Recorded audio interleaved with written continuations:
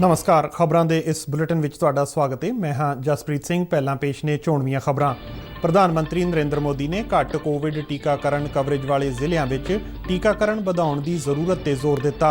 ਕਿਹਾ हर घर टीका घर घर टीका मंत्र अपनाया जावे।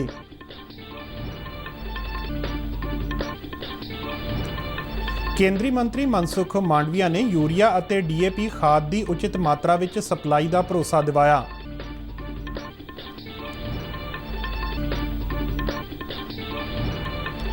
मिशन इंद्रधनुष नाल गर्भवती औरतां ਅਤੇ ਉਹਨਾਂ ਦੇ ਬੱਚਿਆਂ ਨੂੰ मिल रहा है लाभ।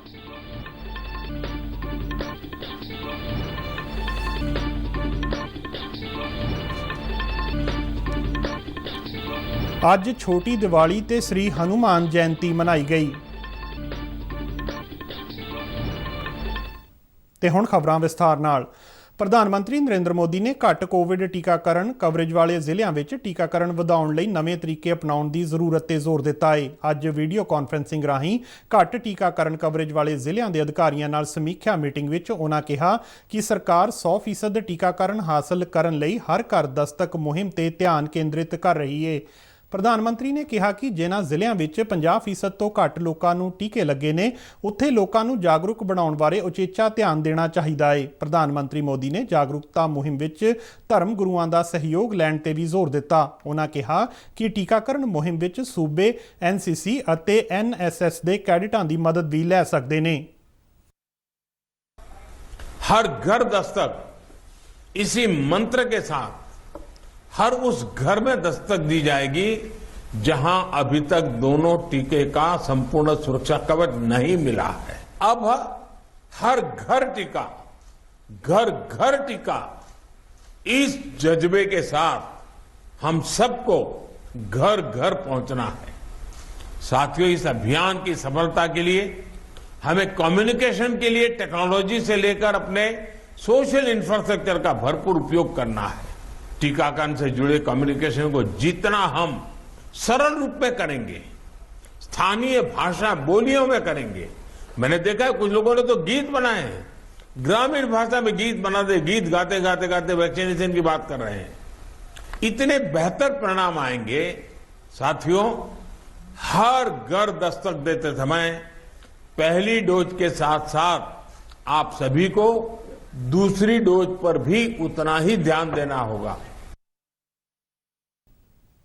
ਪ੍ਰਧਾਨ ਮੰਤਰੀ ਮੋਦੀ ਨੇ 1 ਅਰਬ ਤੋਂ ਵੱਧ ਟੀਕੇ ਲਗਾਉਣ ਲਈ ਕਰੋਨਾ ਯੋਧਿਆਂ ਦੀ ਸ਼ਲਾਘਾ ਕਰਦਿਆਂ ਕਿਹਾ ਕਿ ਸੂਬਿਆਂ ਨੂੰ ਹਰ ਘਰ ਟੀਕਾ ਘਰ ਘਰ ਟੀਕਾ ਮੰਤਰ ਅਪਣਾਉਣਾ ਚਾਹੀਦਾ ਹੈ। ਉਹਨਾਂ ਲੋਕਾਂ ਨੂੰ ਘਰ ਘਰ ਤੋਂ ਟੀਕਾ ਕੇਂਦਰਾਂ ਤੱਕ ਲਿਜਾਣ ਅਤੇ ਸੁਰੱਖਿਅਤ ਵੈਕਸੀਨ ਲਗਾਉਣ ਲਈ ਪ੍ਰਬੰਧਾਂ ਵਿੱਚ ਉਚਿਤ ਤੇ ਜ਼ਰੂਰੀ ਪਰਿਵਰਤਨ ਲਿਆਉਣ ਤੇ ਜ਼ੋਰ ਦਿੱਤਾ। इस दौरान प्रधानमंत्री नरेंद्र मोदी इटली और बरतानिया के 5 दिना सफल दौरे तो बाद अज नवी दिल्ली पुजे। अपने दौरे में प्रधानमंत्री मोदी ने रोम में 16वीं G20 सिखर कॉन्फ्रेंस में हिस्सा लिया। उन्होंने कोरोना महामारी तो बाद आर्थिकता, सेहत, रोजगार, सिक्ख्या, सैर सपाटा और सब तो अहम पौण पानी में तब्दीली नाल नजिठण लई डट के कार्रवाई करन दा मजबूत सुनेहा दिता। ग्लासगो में COP26 के विश्व आगुआं की कॉन्फ्रेंस दौरान भारत ने 2070 तक जीरो कार्बन निकासी का टीचा हासिल करन दी गल आखी। प्रधानमंत्री ने जलवायु कॉन्फ्रेंस के नाल लचकीले टापू मुल्कां लई बुनियादी ढांचा लॉन्च किया। दोवें सिखर कॉन्फ्रेंसां तो इलावा प्रधानमंत्री ने इटली, सिंगापुर, स्पेन, इजराइल ਅਤੇ नेपाल ਦੇ ਪ੍ਰਧਾਨ ਮੰਤਰੀਆਂ ਦੇ ਨਾਲ ਫਰਾਂਸ ਦੇ ਰਾਸ਼ਟਰਪਤੀ ਅਤੇ ਜਰਮਨ ਚਾਂਸਲਰ ਸਮੇਤ ਕਈ ਉੱਘੇ ਆਗੂਆਂ ਨਾਲ ਦੁਵੱਲੀਆਂ ਮੀਟਿੰਗਾਂ ਵੀ ਕੀਤੀਆਂ। ਪ੍ਰਧਾਨ ਮੰਤਰੀ ਨਰਿੰਦਰ ਮੋਦੀ 5 ਨਵੰਬਰ ਨੂੰ ਕੇਦਾਰਨਾਥ ਦੀ ਯਾਤਰਾ ਤੇ ਜਾਣਗੇ। ਪ੍ਰਧਾਨ ਮੰਤਰੀ ਕੇਦਾਰਨਾਥ ਮੰਦਿਰ ਵਿੱਚ ਪੂਜਾ ਅਰਚਨਾ ਕਰਨਗੇ। ਇਸ ਮਗਰੋਂ ਉਹ ਸ੍ਰੀ ਆਦਿ ਸ਼ੰਕਰਾਚਾਰੀਆ ਸਮਾਧੀ ਦਾ ਉਦਘਾਟਨ ਕਰਨਗੇ ਤੇ ਸ੍ਰੀ ਆਦਿ ਸ਼ੰਕਰਾਚਾਰੀਆ ਦੀ ਪ੍ਰਤਿਮਾ ਤੋਂ ਪਰਦਾ ਹਟਾਉਣਗੇ।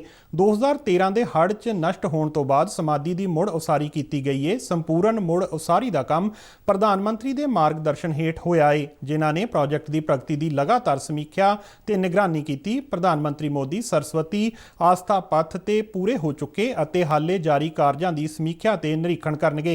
ਬਾਅਦ ਵਿੱਚ ਪ੍ਰਧਾਨ ਮੰਤਰੀ ਇੱਕ ਜਨਤਕ ਰੈਲੀ ਨੂੰ ਸੰਬੋਧਨ ਵੀ ਕਰਨਗੇ। ਪ੍ਰਧਾਨ ਮੰਤਰੀ 180 ਕਰੋੜ ਰੁਪਏ ਤੋਂ ਵੱਧ ਦੇ ਵੱਖ-ਵੱਖ ਪ੍ਰੋਜੈਕਟਾਂ ਦਾ ਨੀਂਹ ਪੱਥਰ ਰੱਖਣਗੇ।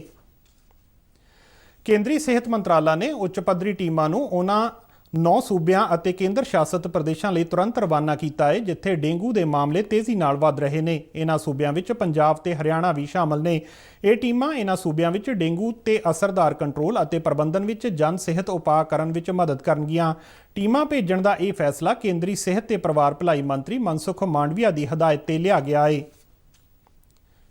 ਕੇਂਦਰੀ ਰਸਾਇਣ ਅਤੇ ਖਾਦ ਮੰਤਰੀ ਮਨਸੁਖ ਮਾਂਡਵੀਆ ਨੇ ਕਿਹਾ ਹੈ ਕਿ ਯੂਰੀਆ ਅਤੇ ਡੀਏਪੀ ਵਰਗੀਆਂ ਖਾਦਾਂ ਦੀ ਉਚਿਤ ਮਾਤਰਾ ਵਿੱਚ ਸਪਲਾਈ ਹੋਵੇਗੀ। ਉਹਨਾਂ ਨਵੰਬਰ ਮਹੀਨੇ ਲਈ ਖਾਦਾਂ ਦੀ ਉਪਲਬਧਤਾ ਬਾਰੇ ਅਧਿਕਾਰੀਆਂ ਨਾਲ ਨਵੀਂ ਦਿੱਲੀ ਵਿੱਚ ਇੱਕ ਸਮੀਖਿਆ ਮੀਟਿੰਗ ਕੀਤੀ। ਮਨਸੁਖ ਮਾਂਡਵੀਆ ਨੇ ਕਿਹਾ ਕਿ ਖਾਦਾਂ ਦੀ ਉਪਲਬਧਤਾ ਸੂਬਿਆਂ ਅਤੇ ਕੇਂਦਰ ਸ਼ਾਸਤ ਪ੍ਰਦੇਸ਼ਾਂ ਦੀ ਮੰਗ ਤੋਂ ਵੱਧ ਰਹੇਗੀ ਅਤੇ 41 ਲੱਖ ਮੀਟ੍ਰਿਕ ਟਨ ਦੀ ਮੰਗ ਦੀ ਥਾਂ 76 ਲੱਖ ਮੀਟ੍ਰਿਕ ਟਨ ਯੂਰੀਆ ਉਪਲਬਧ ਕਰਵਾਇਆ ਜਾਵੇਗਾ।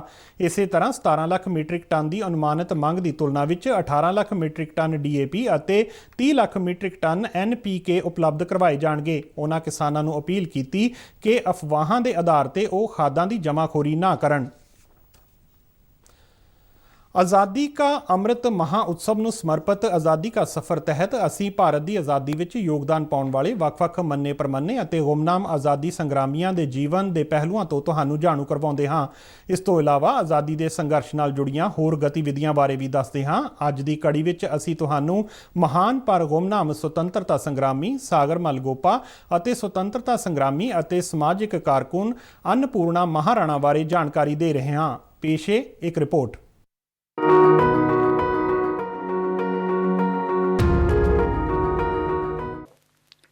ਅੱਜ ਦੀ ਕੜੀ ਵਿੱਚ ਅਸੀਂ ਯਾਦ ਕਰ ਰਹੇ ਹਾਂ ਮਹਾਨ ਪਰ ਗੁੰਮਨਾਮ ਸੁਤੰਤਰਤਾ ਸੰਗਰਾਮੀ ਸਾਗਰ ਮਲਗੋਪਾ ਨੂੰ, ਜਿਨ੍ਹਾਂ ਦਾ ਜਨਮ 3 ਨਵੰਬਰ 1900 ਨੂੰ ਰਾਜਸਥਾਨ ਦੀ ਜੈਸਲਮੇਰ ਰਿਆਸਤ ਵਿੱਚ ਹੋਇਆ ਸੀ।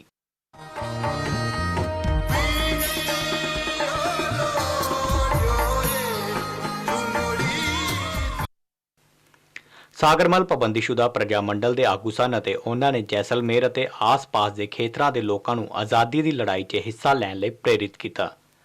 ਸਾਗਰਮਲ 1921 ਵਿੱਚ ਮਹਾਤਮਾ ਗਾਂਧੀ ਦੇ ਨਾਮ ਮਿਲਵਰਤਨ ਅੰਦੋਲਨ ਦਾ ਵੀ ਹਿੱਸਾ ਬਣੇ ਅਤੇ ਉਹਨਾਂ ਨੇ ਜੈਸਲਮੇਰ ਦੇ ਲੋਕਾਂ ਨੂੰ ਵੀ ਅੰਦੋਲਨ 'ਚ ਹਿੱਸਾ ਲੈਣ ਲਈ ਪ੍ਰੇਰਿਤ ਕੀਤਾ। ਸਾਗਰਮਲ ਦੇ ਪਿਤਾ ਆਖਿਆ ਰਾਜ ਜੈਸਲਮੇਰ ਦੇ ਉਸ ਵੇਲੇ ਦੇ ਰਾਜੇ ਮਹਾਰਾਵਲ ਜਵਾਹਰ ਸਿੰਘ ਦੇ ਦਰਬਾਰ ਵਿੱਚ ਕੰਮ ਕਰਦੇ ਸਨ।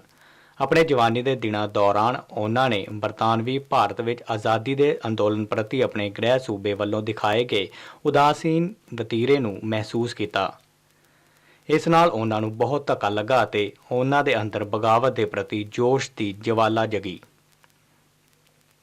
ਜਵਾਹਰ ਸਿੰਘ ਨੇ ਰਿਆਸਤ ਵਿੱਚ ਕਿਤਾਬਾਂ ਦੀ ਛਪਾਈ ਅਤੇ ਪੜ੍ਹਨ 'ਤੇ ਪਾਬੰਦੀ ਲਗਾ ਦਿੱਤੀ। ਮਹਾਰਾਜਾ ਦੇ ਹੁਕਮਾਂ ਨੂੰ ਅਣਦੇਖਾ ਕਰਦਿਆਂ ਸਾਗਰਮਲ ਨੇ ਆਪਣੀ ਕਿਤਾਬ ਜੈਸਲਮੇਰ ਦਾ ਗੁੰਡਾ ਰਾਜ ਵਿੱਚ ਜਵਾਹਰ ਸਿੰਘ ਦੇ ਅਤਿਆਚਾਰਾਂ ਦਾ ਜ਼ਿਕਰ ਕੀਤਾ ਅਤੇ ਕਈ ਹੋਰ ਕਿਤਾਬਾਂ ਛਪਵਾ ਕੇ ਜਨਤਾ ਨੂੰ ਆਜ਼ਾਦੀ ਅੰਦੋਲਨ ਵਿੱਚ ਸ਼ਾਮਲ ਹੋਣ ਲਈ ਪ੍ਰੇਰਿਤ ਕੀਤਾ। ਸਾਗਰਮਲ ਨੇ ਜੈਸਲਮੇਰ ਰਾਜ ਦੇ ਰਾਜੇ ਦੀਆਂ ਜਨ ਵਿਰੋਧੀ ਨੀਤੀਆਂ ਦਾ ਡਟ ਕੇ ਵਿਰੋਧ ਕੀਤਾ, ਜਿਸ ਦੇ ਚਲਦਿਆਂ ਜੈਸਲਮੇਰ ਅਤੇ ਹੈਦਰਾਬਾਦ ਦੀਆਂ ਰਿਆਸਤਾਂ ਨੇ ਆਪਣੇ ਖੇਤਰ ਵਿੱਚ ਉਹਨਾਂ ਦੇ ਦਾਖਲੇ 'ਤੇ ਪਾਬੰਦੀ ਲਗਾ ਦਿੱਤੀ। ਸਾਗਰਮਲ ਆਪਣੇ ਪਰਿਵਾਰ ਦੇ ਨਾਲ-ਨਾਲ ਨਾਗਪੁਰ ਚਲੇ ਗਏ, ਪਰ ਜਦੋਂ ਉਹਨਾਂ ਦੇ ਪਿਤਾ ਦਾ ਦੇਹਾਂਤ ਹੋ ਗਿਆ ਤਾਂ ਸਾਗਰਮਲ 25 ਮਈ 1941 ਨੂੰ ਉਹਨਾਂ ਦੇ ਅੰਤਿਮ ਸੰਸਕਾਰ ਲਈ ਜੈਸਲਮੇਰ ਆਏ। ਉਸ ਵੇਲੇ ਉਹਨਾਂ ਨੂੰ ਰਾਜਦਰੋਹ ਦੇ ਦੋਸ਼ ਤਹਿਤ ਗ੍ਰਿਫਤਾਰ ਕਰ ਲਿਆ ਗਿਆ ਅਤੇ 6 ਸਾਲ ਦੀ ਕਠੋਰ ਕੈਦ ਦੀ ਸਜ਼ਾ ਸੁਣਾਈ ਗਈ। ਉਹਨਾਂ ਨੂੰ 23 ਸਾਲਾਂ ਤੱਕ ਜੇਲ੍ਹ ਵਿੱਚ ਤੰਗ ਪਰੇਸ਼ਾਨ ਕੀਤਾ ਗਿਆ। ਕਿਹਾ ਜਾਂਦਾ ਹੈ ਕਿ ਉਹਨਾਂ ਨੂੰ ਜੇਲ੍ਹ ਵਿੱਚ ਜ਼ਿੰਦਾ ਜਲਾ ਦਿੱਤਾ ਗਿਆ ਸੀ। 4 ਅਪ੍ਰੈਲ 1946 ਨੂੰ ਉਹਨਾਂ ਦਾ ਦੇਹਾਂਤ ਹੋ ਗਿਆ।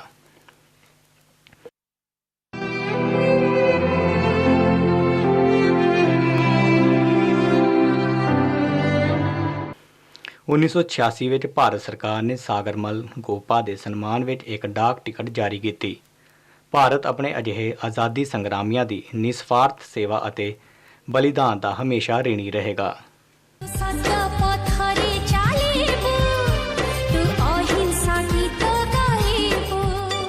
ਅੱਜ ਯਾਨੀ 3 ਨਵੰਬਰ ਨੂੰ ਸੁਤੰਤਰਤਾ ਸੰਗਰਾਮੀ ਅਤੇ ਸਮਾਜਿਕ ਕਾਰਕੁਨ ਅੰਨਪੂਰਣਾ ਮਹਾਰਾਣਾ ਦੀ ਵੀ ਜਯੰਤੀ ਹੈ।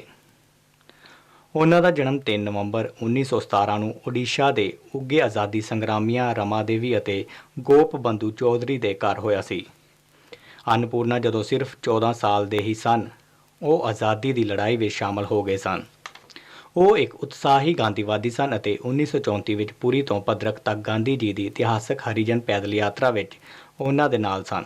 अन्नपूर्णा ने 1942 ਦੇ ਭਾਰਤ ਛੱਡੋ ਅੰਦੋਲਨ ਦੇ ਸਾਰੇ ਉੱਘੇ ਕੌਮੀ ਨੇਤਾਵਾਂ ਦੀ ਗ੍ਰਿਫਤਾਰੀ ਅਤੇ ਕੈਦ ਤੋਂ ਫੌਰਨ ਬਾਅਦ ਬਾਰੀ ਖੇਤਰ ਵਿੱਚ ਸ਼ਾਂਤੀ ਸੈਨਾ ਅਤੇ ਮਹਾਰਾਣਾ ਸੈਨਾ ਬਣਾਈ। ਉਹਨਾਂ ਨੇ ਸਤੰਬਰ 1942 ਵਿੱਚ ਕਟਕ ਜ਼ਿਲ੍ਹੇ ਦੇ ਕਲਮਟੀਆ ਵਿੱਚ ਵੱਡੀ ਗਿਣਤੀ 'ਚ ਪਿੰਡ ਵਾਲਿਆਂ ਦੇ ਨਾਲ ਮਿਲ ਕੇ ਵਿਰੋਧ ਪ੍ਰਦਰਸ਼ਨ ਕੀਤਾ। ਇਸ ਦੌਰਾਨ ਪੁਲਿਸ ਗੋਲੀਬਾਰੀ ਵਿੱਚ 4 ਵਿਅਕਤੀ ਮਾਰੇ ਗਏ ਅਤੇ ਕਈ ਜ਼ਖਮੀ ਹੋ ਗਏ। ਉਹਨਾਂ ਨੇ ਕਲਮਟੀਆ ਗੋਲੀਬਾਰੀ ਤੋਂ ਬਾਅਦ ਬਾਰੀ ਅਤੇ 3 ਹੋਰ ਪਿੰਡਾਂ ਵਿੱਚ ਦੰਡਾਤਮਕ ਟੈਕਸ ਲਗਾਉਣ ਦਾ ਵਿਰੋਧ ਕੀਤਾ। ਉਹਨਾਂ ਨੂੰ 2 ਸਾਲ ਲਈ ਕਟਕ ਜੇਲ੍ਹ ਵਿੱਚ ਭੇਜ ਦਿੱਤਾ ਗਿਆ ਸੀ ਅਤੇ 1944 ਵਿੱਚ ਨਿਰਵਾਸਨ ਹੁਕਮਾਂ ਦਾ ਉਲੰਘਣ ਕਰਨ ਲਈ ਉਹਨਾਂ ਨੂੰ ਮੁੜ ਤੋਂ ਗ੍ਰਿਫਤਾਰ ਕਰ ਲਿਆ ਗਿਆ ਅਤੇ 4 ਮਹੀਨੇ ਲਈ ਜੇਲ੍ਹ ਵਿੱਚ ਭੇਜ ਦਿੱਤਾ ਗਿਆ। ਆਜ਼ਾਦੀ ਤੋਂ ਬਾਅਦ ਅੰਨਪੂਰਨਾ ਨੇ ਆਪਣਾ ਸਮਾਂ ਸਮਾਜ ਸੇਵਾ ਵਿੱਚ ਗੁਜ਼ਾਰਿਆ। ਇਸ ਦੌਰਾਨ ਉਹਨਾਂ ਮਹਿਲਾਵਾਂ ਅਤੇ ਬੱਚਿਆਂ ਦੇ ਸਸ਼ਕਤੀਕਰਨ ਲਈ ਕੰਮ ਕੀਤਾ। ਉਹਨਾਂ ਆਚਾਰਿਆ ਵਿਨੋਬਾ ਭਾਵੇ ਦੇ ਭੂਦਾਨ ਅੰਦੋਲਨ ਵਿੱਚ ਵੀ ਹਿੱਸਾ ਲਿਆ। ਉਹਨਾਂ ਨੇ ਰਾਏਗੜ੍ਹਾ ਜ਼ਿਲ੍ਹੇ ਵਿੱਚ ਆਦੀਵਾਸੀ ਬੱਚਿਆਂ ਲਈ ਇੱਕ ਸਕੂਲ ਦੀ ਸਥਾਪਨਾ ਕੀਤੀ। ਅੰਨਪੂਰਨਾ ਮਹਾਰਾਣਾ ਦਾ 31 ਦਸੰਬਰ 2012 ਨੂੰ ਓਡੀਸ਼ਾ ਦੇ ਕਟਕ 'ਚ ਉਹਨਾਂ ਦੇ ਘਰ ਵਿੱਚ ਦੇਹਾਂਤ ਹੋ ਗਿਆ। ਅਸੀਂ ਇਸ ਮਹਾਨ ਸੁਤੰਤਰਤਾ ਸੰਗਰਾਮੀ ਦੇ ਰਾਸ਼ਟਰ ਲਈ ਪ੍ਰੇਮ ਨੂੰ ਸਲਾਮ ਕਰਦੇ ਹਾਂ। ਤੂੰ ਗਾਂਧੀ ਹਬੂ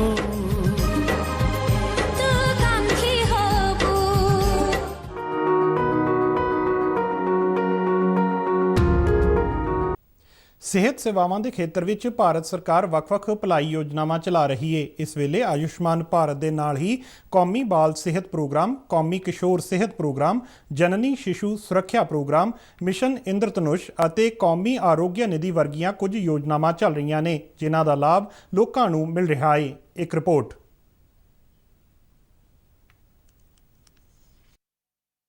ਜੇਕਰ ਗੱਲ ਮਿਸ਼ਨ ਇੰਦਰਧਨੁਸ਼ ਦੀ ਕਰੀਏ ਤਾਂ ਕੇਂਦਰ ਸਰਕਾਰ ਦੀ ਇਸ ਯੋਜਨਾ ਤਹਿਤ ਗਰਭਵਤੀ ਔਰਤਾਂ ਤੋਂ ਲੈ ਕੇ ਉਹਨਾਂ ਦੇ 16 ਸਾਲ ਤੱਕ ਦੇ ਬੱਚਿਆਂ ਦੀ ਸਾਰੀ ਵੈਕਸੀਨੇਸ਼ਨ ਮੁਫਤ ਕੀਤੀ ਜਾਂਦੀ ਹੈ।